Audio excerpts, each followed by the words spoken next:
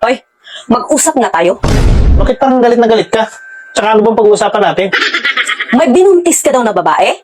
Bakit? Ikaw ba ang nanay ng babae? Mas matanda pa sa akin ang binuntisan mo, tapos ako pa ang nanay? Ay, akala ko kasi ikaw. Kasi ikaw yung galit na galit. Kaya ako galit na galit dahil yan ang kasalanan mo sa akin. Bakit ano bang kasalanan ko? Wala naman akong kasalanan na nagawa sa'yo ah.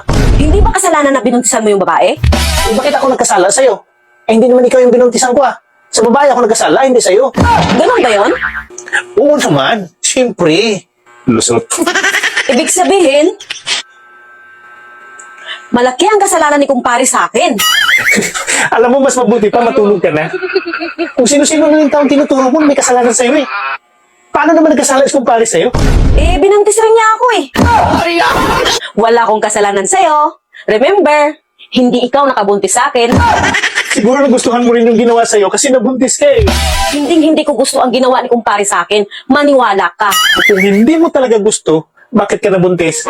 Eh, 7 beses niya kasi inulit-ulit eh. Hindi gusto tapos 7 beses.